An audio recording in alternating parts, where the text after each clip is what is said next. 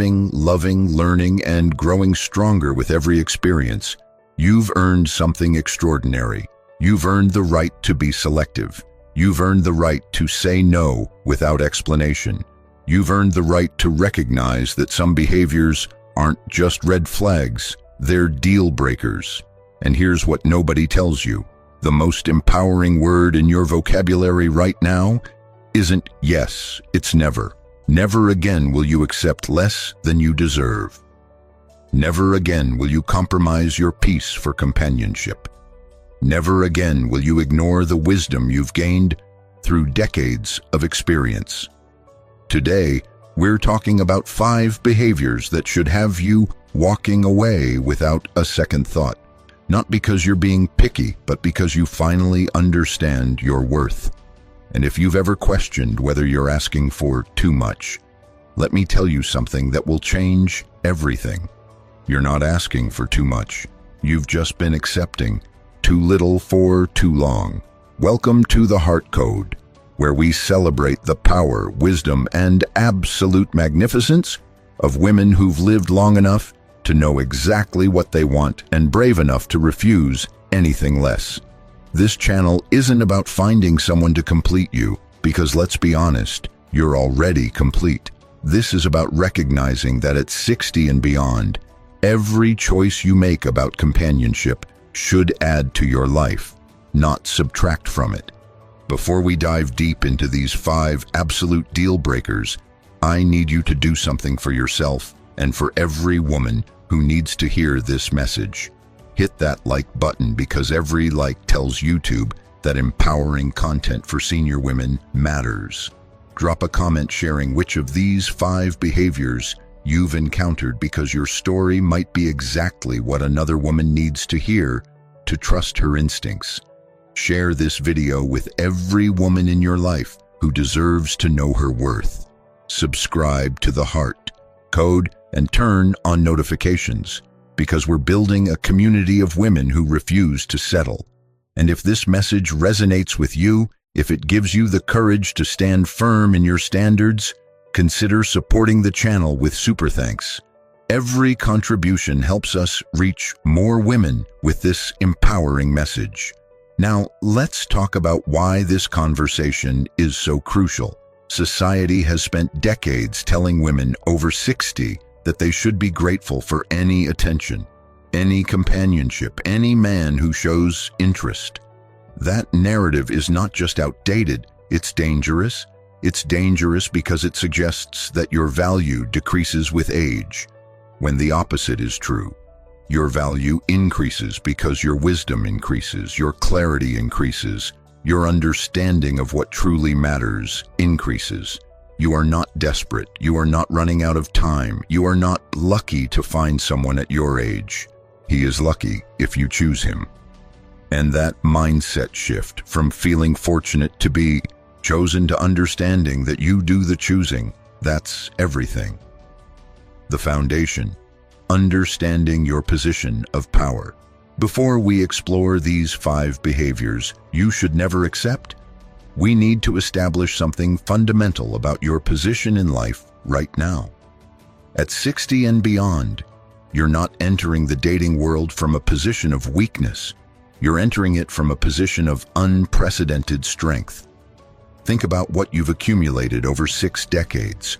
You've accumulated financial independence or the wisdom to create it. You've accumulated a home that reflects your taste, your comfort, your standards. You've accumulated friendships that have been tested and proven over years. You've accumulated hobbies, interests, routines, and rituals that bring you joy. You've accumulated the ability to be alone without being lonely. You've accumulated peace. Now, when someone enters your life, they're not filling a void. They're potentially adding to an already rich existence. This is critical to understand because it changes everything about how you evaluate behavior. You're not asking, can I tolerate this? You're asking, does this enhance my already beautiful life?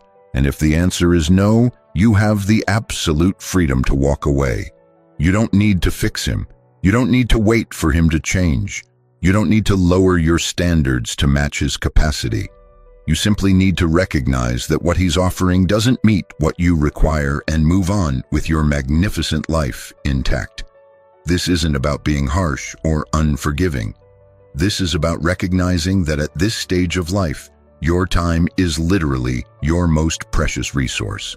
Every day you spend with someone who diminishes your peace is a day you're not spending in joy, creativity, friendship, personal growth, or simply enjoying the life you've worked so hard to build.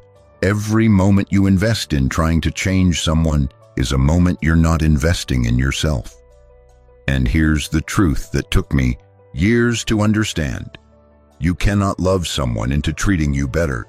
You cannot be patient enough, understanding enough, or forgiving enough to transform someone who doesn't see your value.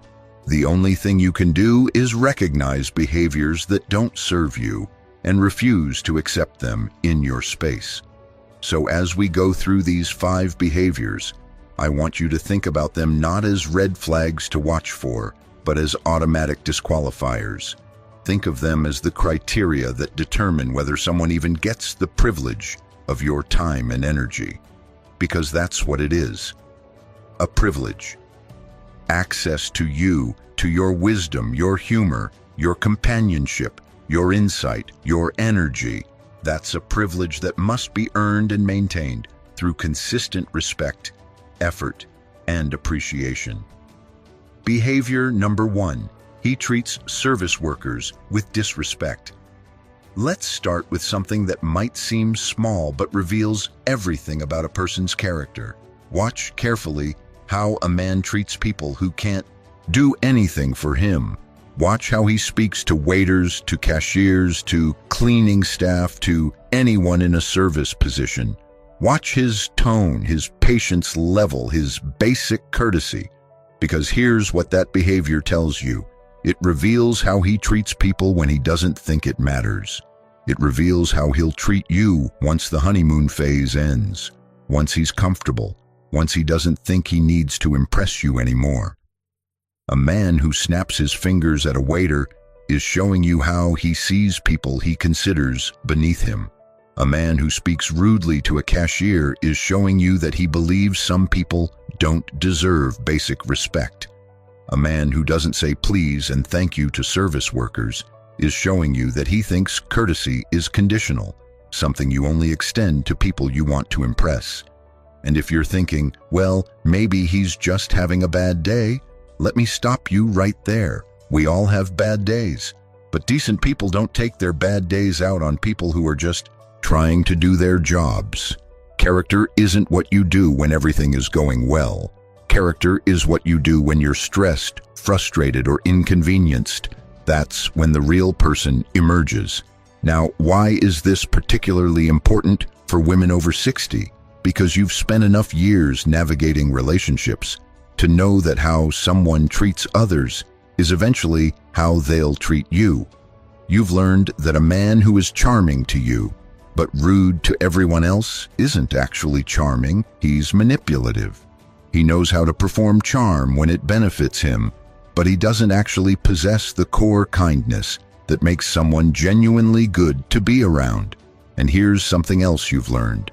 A man who treats service workers poorly is also showing you how he views labor, effort, and the work that goes into maintaining a life. He's showing you that he doesn't value the invisible labor that keeps the world running smoothly. Think about what that means for your future with him. You've spent decades doing invisible labor. You've cooked meals that were consumed in minutes and forgotten by tomorrow. You've cleaned homes that got messy again the next day.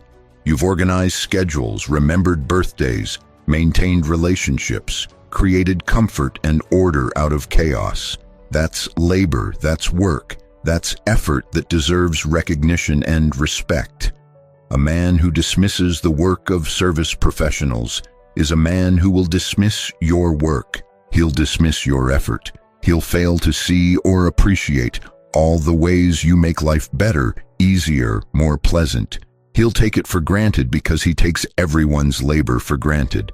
But there's something even deeper here. A man who treats service workers with disrespect is also revealing his need for hierarchy. He needs to feel superior to someone. He needs to establish that he's above certain people. And that need for hierarchy, that need to feel above someone, that doesn't just disappear in a relationship, it transforms. It becomes the need to be right all the time, the need to make decisions, the need to establish himself as the authority, the need to position you below him in subtle or not so subtle ways. And you didn't survive 6 decades of life, didn't earn your independence, didn't build your strength to voluntarily place yourself in a hierarchy where you're anything less than an equal partner. So what do you do when you witness this behavior? You trust what you're seeing. You don't make excuses. You don't rationalize. You don't tell yourself that he's only rude to strangers, but he'd never be rude to you. Because that's not how human behavior works. The mask always slips. The performance always ends. And when it does, you'll see the same disrespect, the same dismissiveness, the same lack of basic human kindness that you're witnessing right now. The only question is whether you want to be there when that happens, or whether you want to walk away now with your peace intact. And here's what you say if he asks why you're ending things over something so small. You say, "It's not small. How you treat people who can't do anything for you tells me everything I need to know about your character, and I require a partner who treats everyone with basic respect and kindness. That's not negotiable. That's not something I'm willing to compromise on, because I know that how you treat them today is how you'll treat me tomorrow, and I deserve better." Watch how quickly he'll try to convince you that you're overreacting, that you're being too sensitive, that everyone speaks sharply sometimes. Don't let him move the goalposts. Don't let him reframe basic human decency as an unreasonable expectation. It's not. It's the bare minimum. And if someone can't meet the bare minimum, they definitely can't meet your actual standards. Behavior number 2. He constantly criticizes your choices, preferences, or lifestyle. Here's a behavior that often disguises itself as helpfulness or concern, but is actually one of the most insidious forms of disrespect you can encounter. He criticizes your choices, not occasionally, not when you've asked for feedback, constantly. Your food choices, your decorating style, how you spend your money, how you spend your time, your hobbies, your friends, your routines, your anything. And he frames these criticisms as being helpful. He's just trying to help you eat healthier. He's just concerned about how much time you spend on your art. He just thinks you could manage your finances better. He just wonders if you need quite so many plants, quite so many books, quite so many whatever brings you joy. Let me tell you what's actually happening here. He's systematically undermining your confidence in your own judgment. He's training you to second-guess yourself. He's establishing himself as the authority on how you should live your life. And he's doing it gradually, so gradually that you might not even notice it's happening until you catch yourself. Asking for his opinion before making minor decisions about your own life. Until you find yourself justifying purchases you make with your own money. Until you start hiding activities you enjoy because you don't want to hear his commentary. That's not partnership. That's control disguised as care. Now, why is this particularly dangerous for women over 60? Because you've spent decades building the life you have now. Every choice you've made, every preference you've developed, every aspect of your lifestyle represents years of learning what brings you joy, what gives you peace, what makes your life worth living. You didn't arrive at your current life by accident. You created it deliberately through trial and error, through learning what works for you and what doesn't, through honoring your authentic self even when the world told you to be someone else. Your life right now is the culmination of 60 years of wisdom. And some man who's known you for 6 months thinks he knows better than you do about how you should live. The audacity is breathtaking when you really think about it. He walks into your established life, your carefully crafted existence, your hard-won peace, and immediately starts identifying everything he thinks you're doing wrong. Your kitchen isn't organized efficiently. Your schedule isn't optimal. Your friendships aren't serving you. Your hobbies aren't productive enough. Your anything isn't meeting his standards.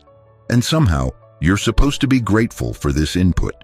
You're supposed to appreciate that he cares enough to point out all your flaws.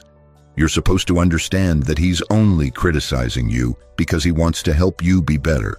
But here's what he's really saying. You're not good enough as you are. Your choices aren't valid unless he approves them. Your life isn't quite right until he fixes it. And that message, delivered repeatedly over time, does something terrible. It makes you start to believe that maybe he's right. Maybe you have been doing things wrong. Maybe you do need someone to guide you, direct you, correct you. And that's exactly the point. That's exactly what he wants. He wants you to doubt yourself so you'll rely on him. He wants you to question your judgment so you'll defer to his. He wants you to feel slightly inadequate so you'll be grateful that he's willing to be with you despite all your flaws. And let's be very clear about something. This isn't about being unable to accept constructive feedback. This isn't about being so rigid that you can't hear other perspectives. This is about recognizing the difference between a partner who occasionally offers a different viewpoint when asked, and a partner who constantly positions himself as superior to you in judgment, taste, and wisdom. A partner who respects you will say, "I notice you do things differently than I would. Can you help me understand your approach?" A partner who disrespects you will say, "Why do you do it that way? Here's the right way to do it." See the difference? One is curiosity and respect. The other is criticism and correction. So what do you do when you encounter this behavior? You shut it down immediately. The first time he criticizes something that's none of his business, you say, clearly and firmly, "I've been making decisions about my life for 60+ years, and I'm quite good at it. I didn't ask for your input on this, and I don't need it. If I want your opinion, I'll request it." Watch his reaction. A man who respects you will apologize and back off. A man who doesn't respect you will tell you that you're being defensive, that he was just trying to help, that you're too sensitive. That reaction tells you everything. He doesn't actually want to help. He wants to control. And you don't accept that. Not for one more day, and if it continues. If he can't stop himself from offering unsolicited criticism and advice, you end it. You don't try to train him out of it. You don't explain multiple times why it bothers you. You don't give him chances to do better, because this behavior reveals something fundamental about how he sees you. He sees you as a project, not a partner. He sees you as someone who needs improvement, not someone who is already whole and complete. And you don't have time in your beautiful life for someone who doesn't see you as magnificent, exactly as you are. Behavior number 3. He keeps you separate from his life while demanding access to yours. This one is subtle, and it's devastating, and it's far more common than you might think. You've been seeing each other for months, maybe longer. You've met his friends, kind of. You've been to his place when it's convenient.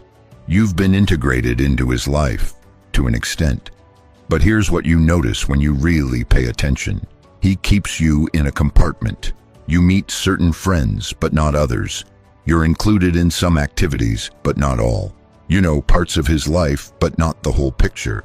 Meanwhile, he has full access to yours. He knows your friends. He's comfortable in your space. He understands your routines. He's integrated into your world, but you're not integrated into his. You're an addition to his life, but he's become central to yours. And that imbalance, that's everything. Let me tell you what this behavior means. It means he's keeping his options open. It means he's not fully committed. It means he's compartmentalizing you so that if something better comes along, if circumstances change, if he simply decides he's done, he can extract himself with minimal disruption to his life. You're convenient, but you're not essential. You're enjoyable, but you're not permanent. You're good for now, but you're not the future. And meanwhile, you're building a real relationship. You're integrating him into your life because that's what you do when you care about someone. You include them. You share your world. You make space for them among the people and activities that matter to you. Now, why is this particularly important for you to recognize at this stage of life? Because you've learned that real love, real commitment, real partnership requires vulnerability and integration. You can't build intimacy while maintaining walls. You can't create genuine connection while keeping someone at arm's length. And if he's unwilling to truly let you into his life after months of dating, one of two things is happening. Either he's not that serious about you or he's hiding something. Maybe he's still involved with someone else. Maybe he's not actually divorced like he claimed. Maybe he's embarrassed by you around certain people in his life. Maybe he simply doesn't see this relationship as significant enough to warrant full integration. And honestly, it doesn't matter which reason is true. All of them lead to the same conclusion. This isn't the partnership you deserve. Think about what full integration looks like in a healthy relationship between adults. You know each other's friends and family. You're included in each other's social circles. You understand each other's commitments and responsibilities. You know where each other lives, not just as a place you visit occasionally, but as the space where your partner's life actually happens. You understand each other's routines, preferences, habits. You've seen each other in different contexts, with different people in different moods. That's intimacy. That's what it looks like when someone truly lets you into their life. And anything less than that, anything that keeps you on the periphery while you provide him full access to yours, that's not partnership. That's using you. And here's the manipulation that often comes with this behavior. He'll make you feel like you're the one being demanding.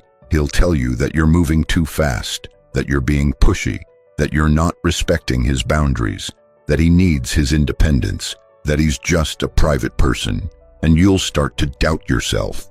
Maybe you are being too demanding. Maybe you do need to be more patient. Maybe it's normal for him to keep parts of his life separate. But let me tell you something you already know deep down. It's not normal. Not after months of dating. Not when you're building what's supposed to be a real relationship.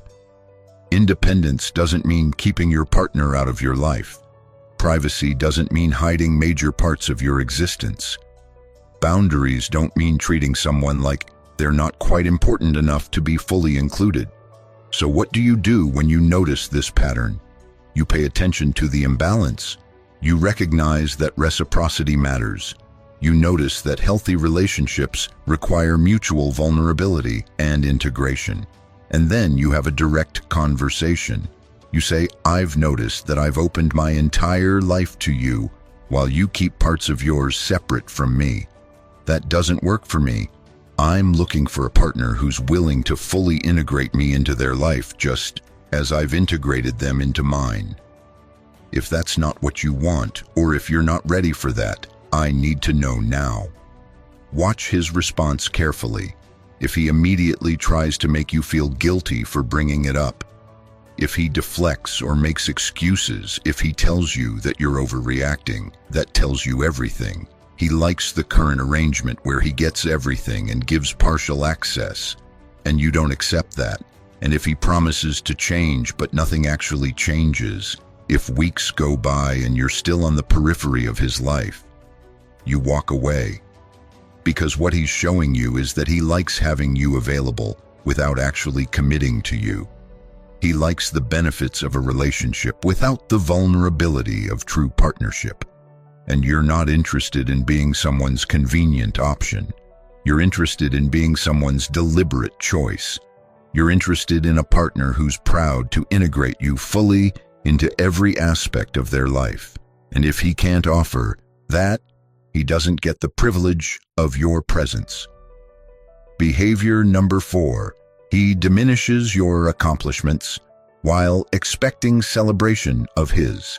This behavior is particularly insidious because it operates on multiple levels simultaneously. On the surface, he might seem supportive. He might say congratulations when you share good news. He might smile when you tell him about something you're proud of. But watch what happens immediately after that initial response. Does he change the subject? Does he bring up something he's done that's similar but somehow more impressive? Does he point out what you could have done better? Does he minimize what you've achieved by explaining why it's not that big a deal? Meanwhile, when he accomplishes something, anything, he expects your full enthusiasm, your complete attention, your genuine celebration. And if you don't provide that, if your response mirrors his lukewarm reaction to your accomplishments, he's offended, he's hurt, he can't understand why you're not more excited for him. Let me break down what's happening here. He's establishing a hierarchy where his achievements matter and yours are less significant. He's training you to provide emotional labor while he provides very little in return. He's positioning himself as the star of the relationship while you're supposed to be the supportive audience. And he's doing it so gradually, so subtly, that you might not even realize it's happening until you notice that you've stopped sharing your good news with him because you know it won't be received with genuine enthusiasm. You've learned to downplay your accomplishments so he doesn't feel threatened. You've learned to make yourself smaller so he can feel bigger. And that's not love, that's ego management. Now, why is this particularly damaging at this stage of your life? Because you've accumulated real accomplishments. You've built a career or multiple careers. You've raised children if you chose to have them. You've created homes, maintained relationships, developed skills, overcome challenges, survived losses, and emerged stronger. You've earned degrees, started businesses, created art, traveled solo, reinvented yourself, learned new technologies, adapted to changing worlds, and done all of it while navigating a society that constantly undervalued women's contributions. Your life is a testament to resilience, capability, and strength. And some man thinks he gets to diminish that so he can feel superior. The audacity is stunning. You've accomplished more in your 60-plus years than many people accomplish in 2 lifetimes. And he wants you to treat his achievements as more worthy of celebration than yours. He wants you to ooh and ah over things that pale in comparison to what you've done. He wants you to provide the kind of enthusiastic support he's unwilling or unable to provide to you. And the cruelest part is that he often does this while benefiting from your accomplishments. He enjoys the home you've created. He benefits from the financial stability you've built. He appreciates the wisdom you've accumulated. He loves what you've accomplished when it serves him. He just doesn't want to acknowledge or celebrate those accomplishments directly. And here's the deeper damage this behavior causes. It makes you start to doubt the significance of your own achievements. If someone you care about consistently treats your accomplishments as less important than his, you start to internalize that message. You start to think that maybe what you've done isn't that impressive. Maybe you're making too big a deal out of things that aren't actually significant. Maybe you should be more humble, less proud, less likely to share your successes. And that internalization, that's where the real harm happens, because you've earned the right to be proud of what you've accomplished. You've earned the right to celebrate your successes. You've earned the right to have a partner who is genuinely thrilled by your wins, not threatened by them. So what does a healthy response look like? A partner who respects and values you, gets genuinely excited about your accomplishments. He asks questions. He wants to know details. He tells other people about what you've achieved with obvious pride. He celebrates your wins as enthusiastically as he expects you to celebrate his. He doesn't feel threatened by your success because he understands that you're partners, not competitors. Your achievements don't diminish his. His accomplishments don't overshadow yours. You're both accomplished individuals who chose to build a life together. and you celebrate each other's individual growth and success. What do you do when you encounter the diminishing behavior? You stop seeking his validation. This is critical. Stop telling him about your accomplishments, expecting genuine enthusiasm. He's shown you he can't or won't provide that. Instead, share your successes with people who genuinely celebrate you. Your friends, your family, your community, the people who have consistently shown up with authentic joy for your wins. And when he expects your celebration of his accomplishments, you mirror the energy he gives you, not out of pettiness, but out of self-preservation. You stop pouring emotional labor into someone who doesn't reciprocate. You stop making yourself small so he can feel big. You take up your full space, celebrate your full self, and refuse to dim your light for anyone. And if he complains about your reduced enthusiasm for his achievements, if he accuses you of not being supportive, that's your opportunity for a direct conversation. You say, "I've noticed a pattern where my accomplishments are minimized or dismissed, while your achievements are expected to be celebrated enthusiastically. That imbalance doesn't work for me. In a partnership, we celebrate each other equally. We're excited for each other's wins. We support each other's growth. If you can't do that, if you need to be the only star in this relationship, then this isn't the right partnership for me." Watch whether he can hear that without getting defensive, without making excuses, without turning it around on you. That response tells you whether this is someone capable of true partnership or someone who needs you to play a supporting role in the movie of his life. Behavior number 5. He pressures you to change your living situation to accommodate him. Here's the behavior that often presents itself as a natural progression of the relationship, but is actually a strategic move to gain control and convenience. He starts suggesting changes to your living situation. Maybe he wants you to move in together, and by together, he means move into his place or find a new place that he has equal say in designing, even though you've spent years creating a home that perfectly suits you. Maybe he wants a key to your place so he can come and go freely while being vague about when you can access his space. Maybe he wants to start leaving his things at your place, slowly colonizing your carefully maintained sanctuary. Maybe he starts criticizing aspects of your living situation. Your neighborhood is too far from his work. Your apartment is too small for both of you. Your decorating style needs updating. Your anything needs to change to accommodate his preferences or needs. Let me be very clear about what this behavior represents.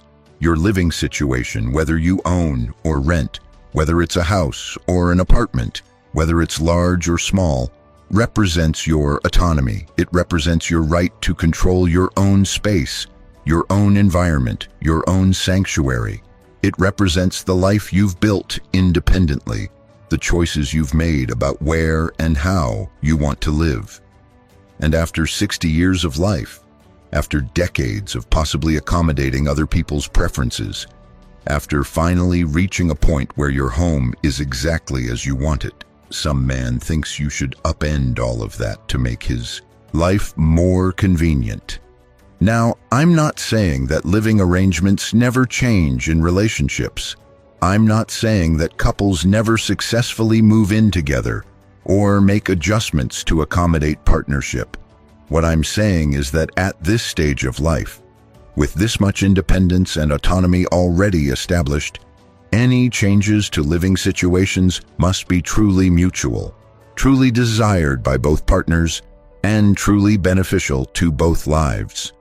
Not changes that primarily serve his convenience while disrupting your established life.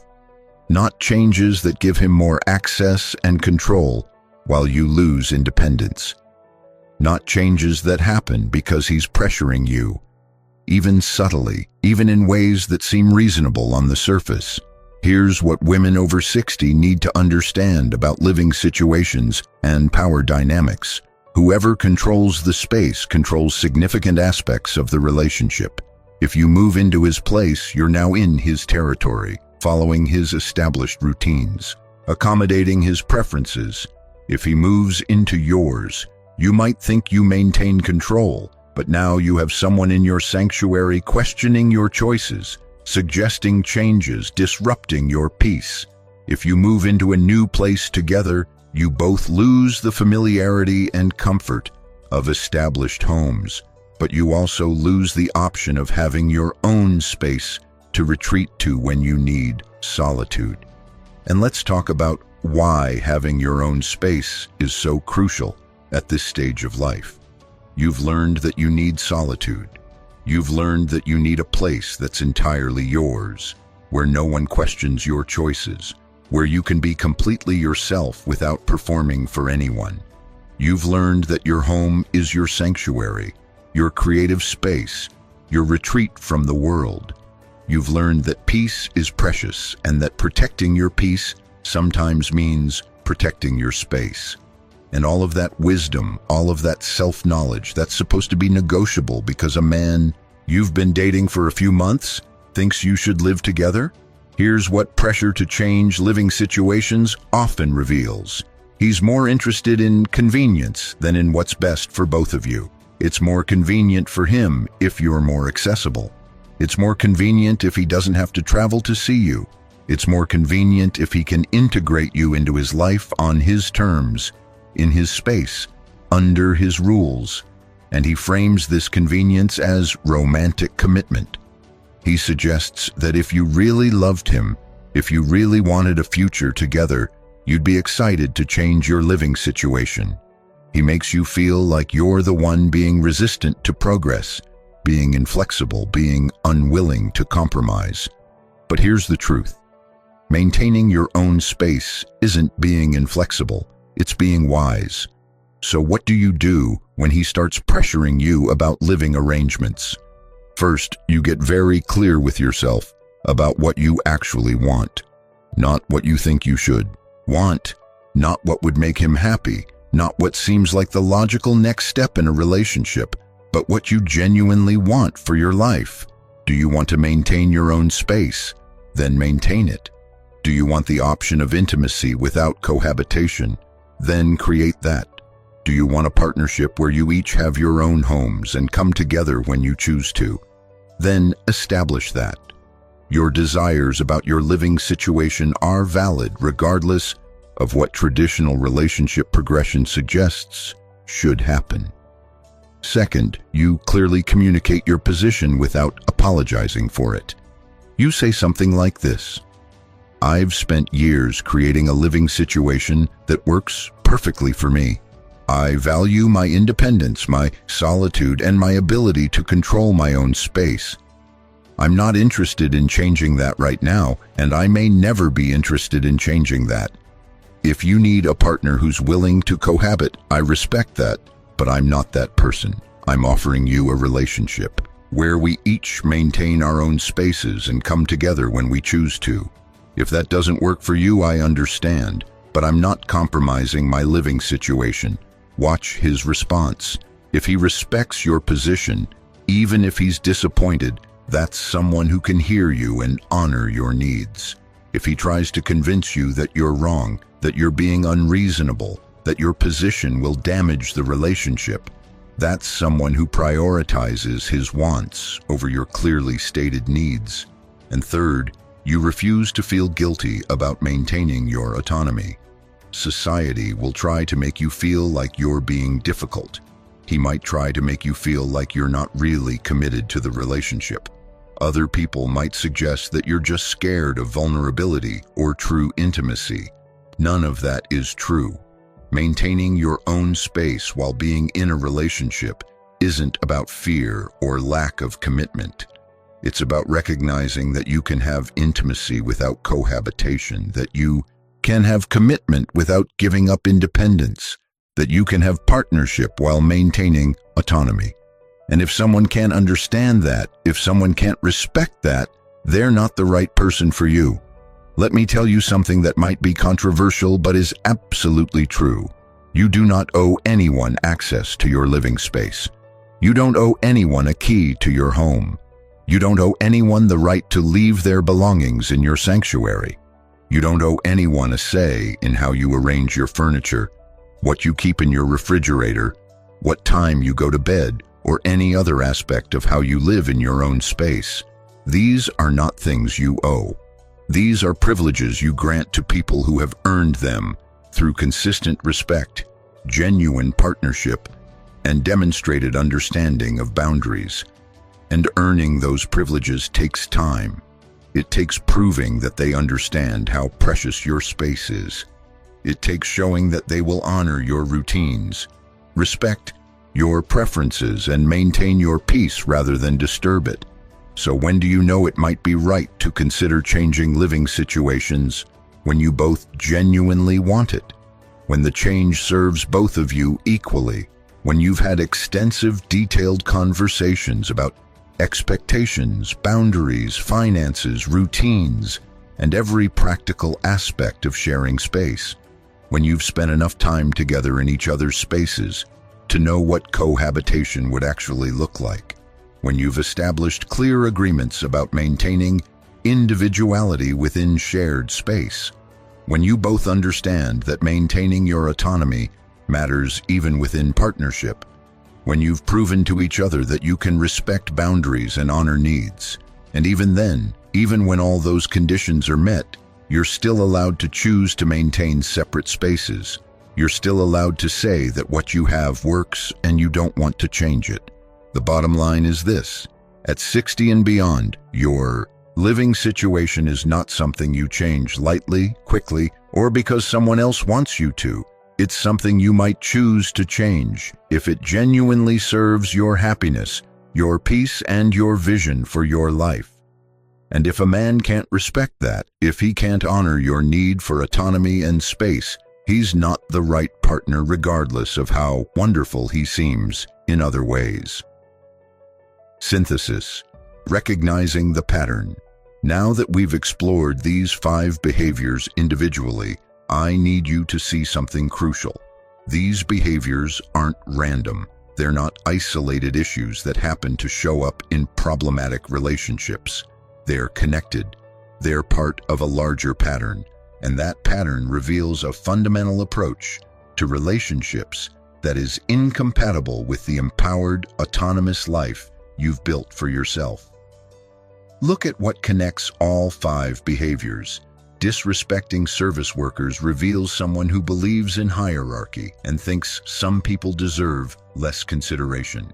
Constantly criticizing your choices reveals someone who thinks they know better than you about your own life.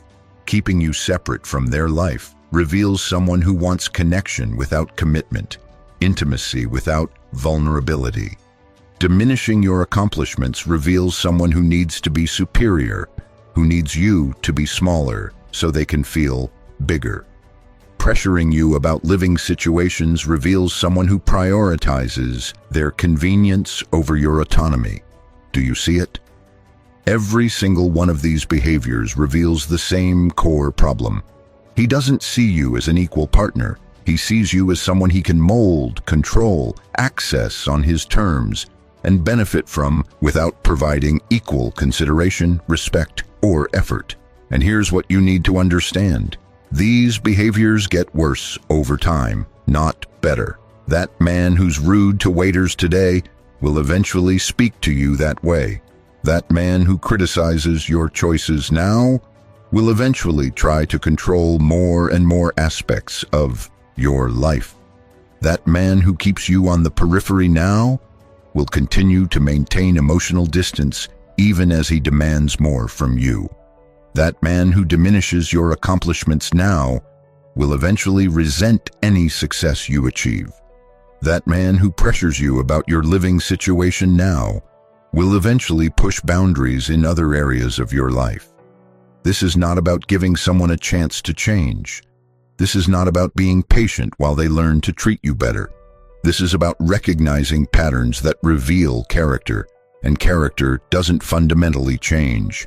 Someone can modify specific behaviors if they're truly motivated, but the underlying approach to relationships, the fundamental respect or lack of respect they have for partners, That's who they are.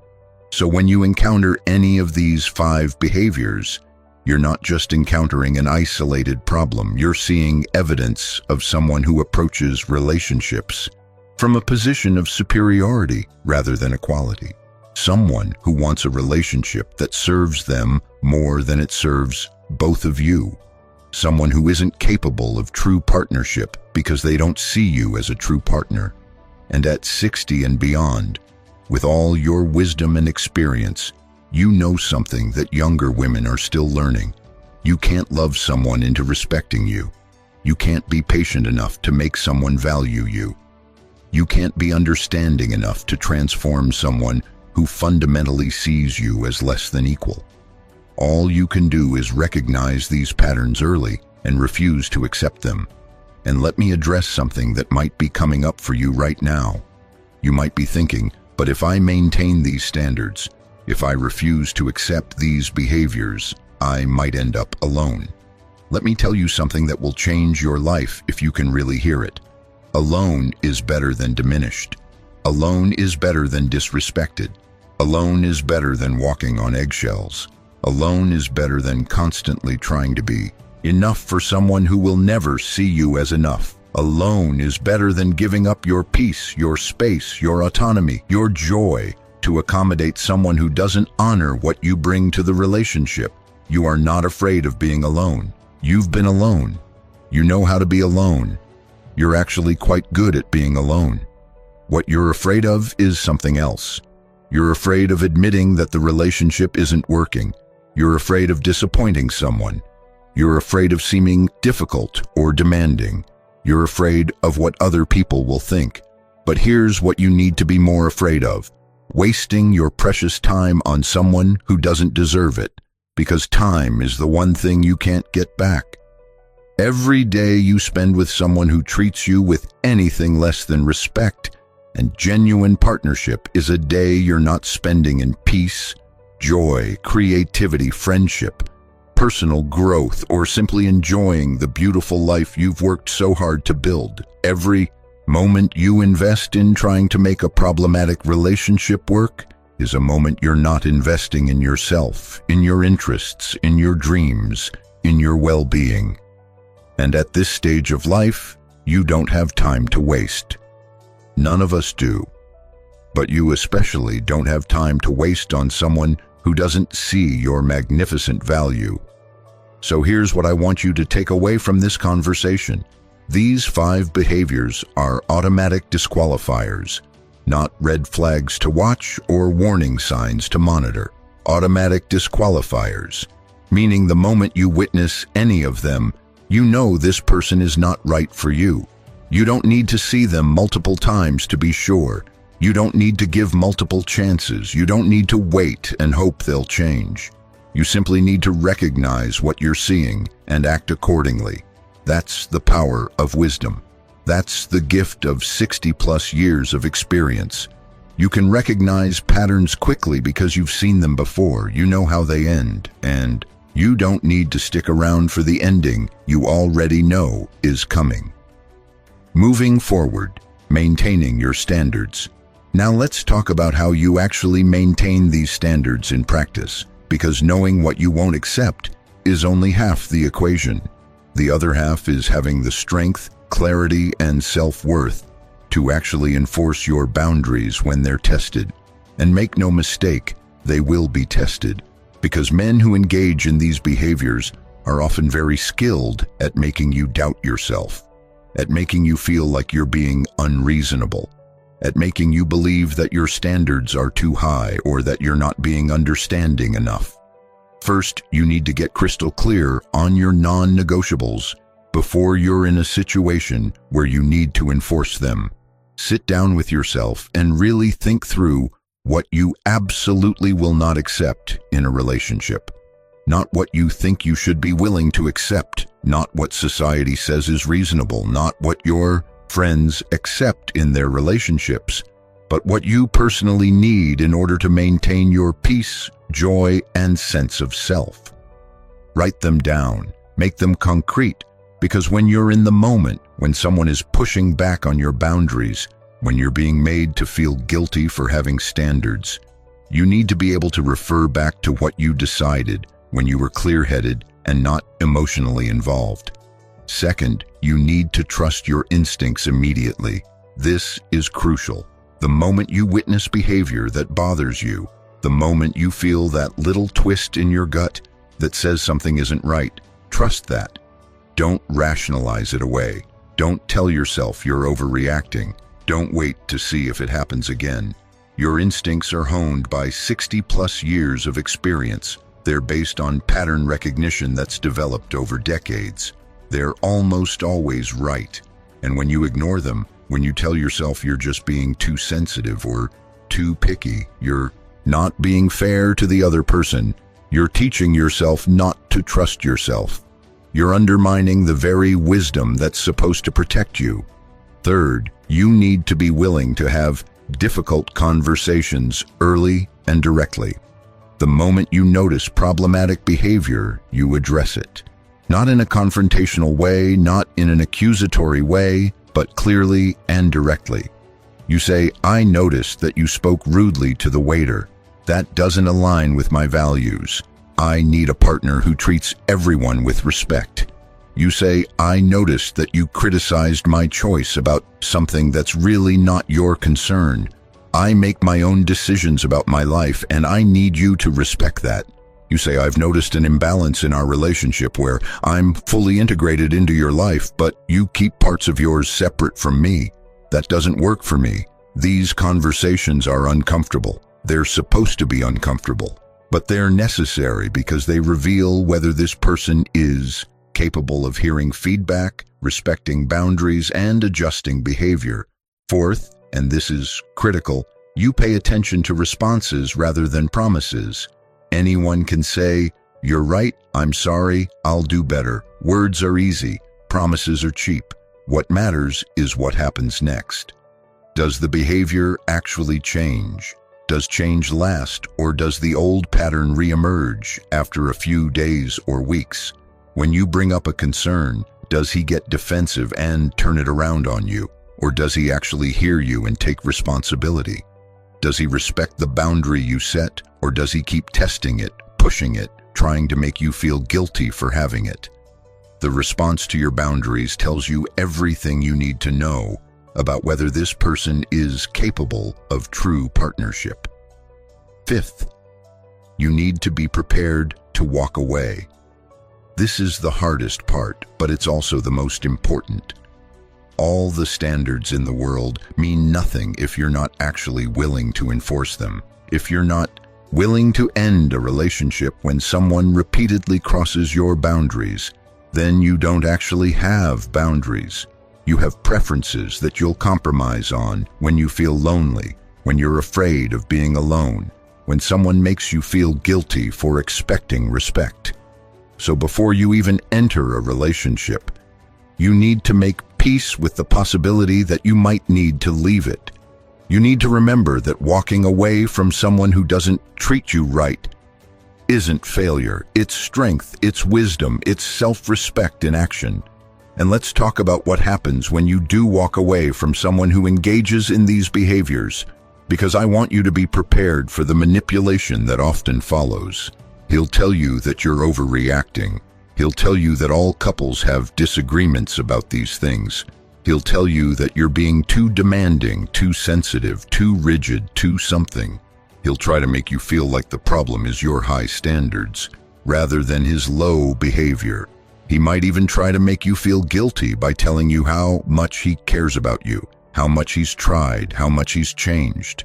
Do not let any of this move you. Do not let him reframe your legitimate standards as unreasonable expectations. Do not let him make you doubt what you know to be true. You witnessed his behavior.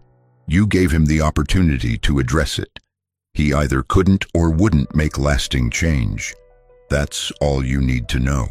Here's something else that might happen. He'll try to promise change if you give him another chance. He'll tell you that he finally understands, that he sees what he was doing wrong, that he'll be different now. And you'll want to believe him because you care about him, because you've invested time in the relationship, because you want it to work. But here's what 60 years of life should have taught you. People don't fundamentally change their character. They can modify specific behaviors if they're truly motivated. But someone who has consistently shown you disrespect, who has repeatedly crossed your boundaries, who has established patterns of problematic behavior over months, that person is showing you who they are. And when someone shows you who they are, believe them the first time, certainly believe them by the second or third time. Don't wait around for the 10th or 20th time, hoping that this time will be different. Let me share something that might be uncomfortable, but is absolutely true. Sometimes the reason we stay in relationships that don't serve us has nothing to do with the other person and everything to do with our own fears and insecurities. We stay because we're afraid of being alone. We stay because we're worried about what other people will think. We stay because we've invested so much time that leaving feels like admitting failure. We stay because we believe that a flawed relationship is better than no relationship. We stay because somewhere deep down we've internalized the message that at our age we should be grateful for any companionship, any attention, any relationship at all. And that last belief, that's the most dangerous one, because it's a lie. You're not lucky to find someone at 60. Someone is lucky to find you at 60. You at 60 are wiser, stronger, more interesting, more self-aware, more capable, more valuable than you were at 20, 30, 40, or 50. You bring decades of experience, wisdom, emotional maturity, financial stability, life skills, and perspective to a relationship. You're not desperate, you're selective, and there's a massive difference. So what does maintaining your standards actually look like in daily practice? It looks like refusing to accept behavior that you know is unacceptable, even when you really like the person. It looks like walking away from potential when someone shows you that they're not capable of actualizing that potential. It looks like believing patterns over promises. It looks like trusting your instincts over someone else's explanations. It looks like remembering that alone and at peace is infinitely better than partnered and anxious. It looks like protecting your joy, your space, your autonomy, your self-respect with the fierceness of someone who understands how hard won and precious these things are. And let me tell you what happens when you actually do this, when you actually maintain high standards and refuse to accept these problematic behaviors. One of three things happens. 1, you filter out people who would have wasted your time and caused you pain, and you preserve your peace. 2, you encounter men who are actually capable of respectful partnership, who meet your standards not because you've trained them to, but because that's who they are, and you build something genuinely good. 3, you remain happily independent, enjoying your life, your freedom, your autonomy, and refusing to compromise your well-being for the sake of being partnered. And here's the truth. All three of these outcomes are wins. All three are infinitely better than staying in a relationship with someone who engages in any of these 5 behaviors we've discussed. The deeper truth, you are already complete. Before we wrap up this conversation, I need to address something fundamental that underlies everything we've discussed. There's a narrative in our society that suggests women, particularly women over 60, need to be partnered to be complete, happy, or valuable. That narrative is not just wrong, it's harmful, because it sets up a dynamic where you're approaching relationships from a position of need rather than a position of wholeness. And when you approach from need, you're vulnerable to accepting less than you deserve because something feels better than nothing, even when that something is actually harmful to your well-being. So let me tell you a truth that might be revolutionary if you've never really heard it before. You are already complete. You don't need a partner to complete you, to validate you, to make your life meaningful, or to prove your worth. You are whole, valuable, interesting, and enough exactly as you are right now, today. A good partner adds to an already full life. A good partner enhances an already rich existence. A good partner complements an already complete person. But a good partner doesn't fill a void because there is no void. You're not missing anything. You're not incomplete. You're not half of something waiting for your other half. You're already the whole deal. And from that position of wholeness, these 5 behaviors we've discussed aren't just problematic, they're insulting. Because when you understand your completeness, when you really internalize that you're already everything you need to be, you recognize these behaviors for what they are. Attempts to diminish you, control you, make you doubt yourself, make you small, make you need validation from someone who positions himself as superior. And you don't need that. You don't want that. You won't accept that. Not because you're being difficult, but because you understand your value and you refuse to let anyone diminish it. This is why the question isn't, can I tolerate this behavior? But why would I tolerate this behavior? You're not trying to figure out what you can endure. You're not testing your capacity for patience or understanding or forgiveness. You're simply recognizing that behavior that doesn't serve you has no place in your life. Period. You don't need to justify refusing to accept disrespect. You don't need to explain why you have standards. You don't need to defend your decision to walk away from someone who doesn't treat you right. You simply need to know your worth and act accordingly. And let's be very honest about something. Maintaining high standards will likely mean you date less. You'll reject more people. You'll end more relationships early. You'll spend more time on your own. And that's exactly as it should be. Because you're not trying to maximize the number of relationships you have. You're not trying to stay partnered at all costs. You're being selective. You're being discerning. You're recognizing that your time, energy, and emotional investment are precious resources that should only be shared with someone who demonstrates through consistent action that they value you, respect you, and treat you as the equal partner you are. Everyone else, everyone who engages in these problematic behaviors, they don't get access to you. They don't get your time. They don't get your energy. They don't get the privilege of your presence because you're not available to just anyone. You're available to someone who's worthy of you. And if that person never appears, if you spend the rest of your life happily independent, that's not a failure. That's success. That's choosing yourself. That's recognizing that a joyful, peaceful, autonomous life on your own is better than a compromised, diminished, anxious life with someone who doesn't treat you right. Think about what you'd tell a younger woman, maybe your daughter or granddaughter or a young friend, if she told you about a man who treated service workers rudely, constantly criticized her choices, kept her separate from his life, diminished her accomplishments, and pressured her to change her living situation. You wouldn't hesitate. You'd tell her to run. You'd tell her those are serious red flags. You'd tell her she deserves better. You'd tell her not to waste her time on someone who treats her that way. So why would the advice be any different for yourself just because you're 60 instead of 30? Your worth doesn't decrease with age. Your right to respect doesn't diminish over time. Your standards shouldn't lower just because society suggests that older women should be grateful for any attention. You deserve the same respect, consideration, and genuine partnership at 60 that you would have deserved at any other age. Actually, you deserve more because you bring more wisdom, more experience, more self-knowledge, more stability to a relationship now than you ever did before. Conclusion: the power of knowing your worth.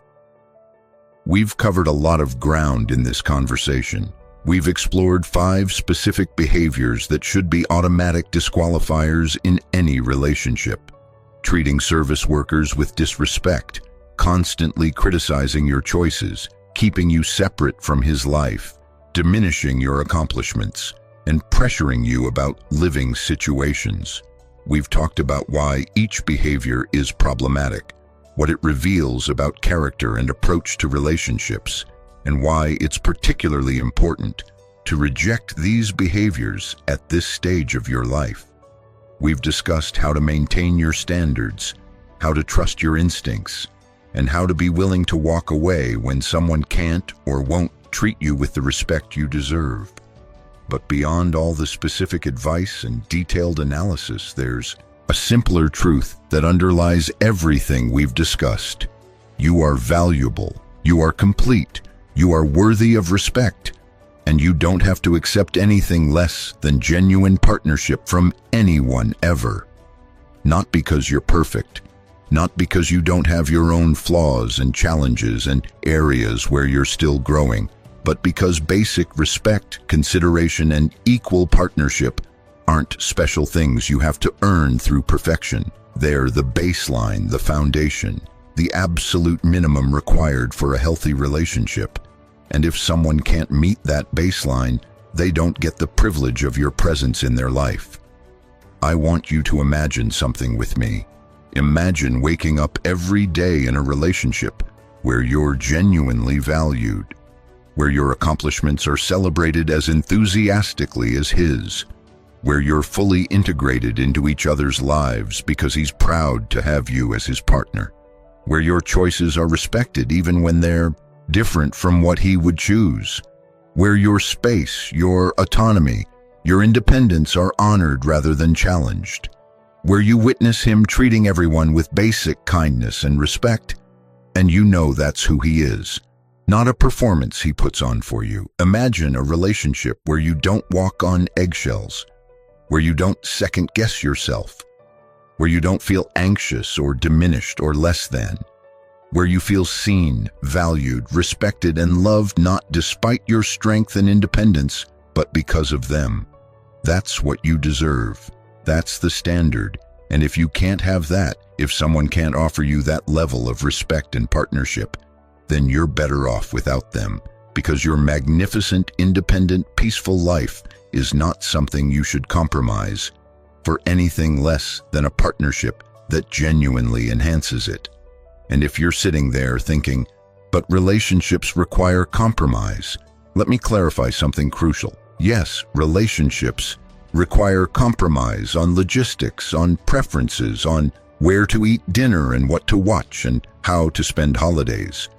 But relationships do not require compromise on respect.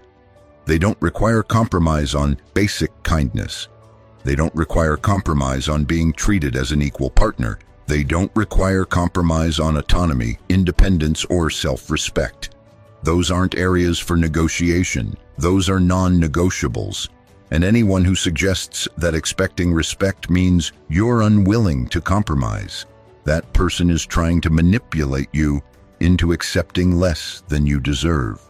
So here's what I want you to do moving forward. I want you to carry the awareness we've developed in this conversation into every interaction. When you meet someone new, when you're dating someone, when you're in a relationship, watch for these behaviors, not with paranoia or cynicism, but with clarity and discernment. Trust what you see. Trust your instincts. And when you witness any of these 5 behaviors, remember that they're revealing something fundamental about character and approach to relationships. They're showing you who this person is and how they'll treat you if you stay. And then use that information to make empowered choices. Walk away early. Protect your peace. Maintain your standards. Choose yourself, because you're not on this earth to make someone else's life easier at the expense of your own well-being. You're here to live fully, joyfully, authentically, in alignment with your values and in honor of the wisdom you've accumulated over 6 decades of living. And let me leave you with this final thought. Every time you refuse to accept behavior that doesn't serve you, every time you walk away from someone who doesn't treat you right, every time you choose your peace over problematic partnership, you're not just making a decision for yourself. You're setting an example for every woman watching your life. You're showing your daughters, your granddaughters, your friends, your community what it looks like to value yourself. You're demonstrating that women don't lose value with age. We gain power. We gain clarity, we gain the wisdom to know what we deserve, and the courage to refuse anything less. That's not being difficult. That's not being unreasonable. That's not being too demanding. That's being a woman who knows her worth. And there is nothing more powerful than that. Thank you for spending this time with me here on The Heart Code. If this message resonated with you, if it gave you clarity or courage or confirmation that your standards are not too high, please take a moment right now to like this video.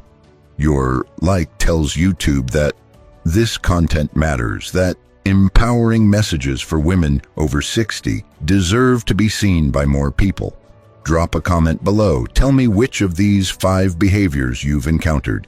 Share your story of walking away from someone who didn't treat you right, or simply let me know that this message reached you when you needed it. Your comment might be exactly what another woman needs to read to trust her instincts.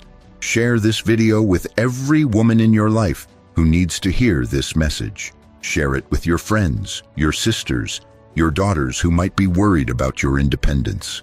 Share it with any woman who's questioning whether her standards are too high or whether she should give someone one more chance. This message needs to reach women everywhere who are being told they're too demanding, too picky, too selective, when really they're just finally understanding their worth. Subscribe to The Heart Code if you haven't already, and turn on those notifications.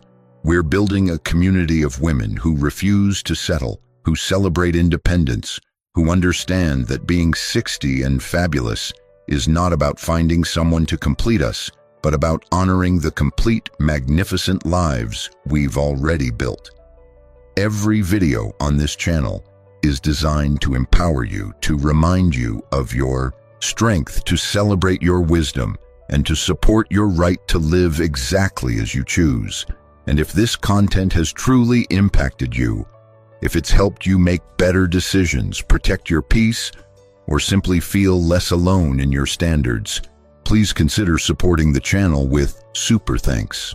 Your support helps us continue creating this content, reaching more women, and building this community of empowered, independent, magnificent women over 60 who refuse to accept anything less than they deserve.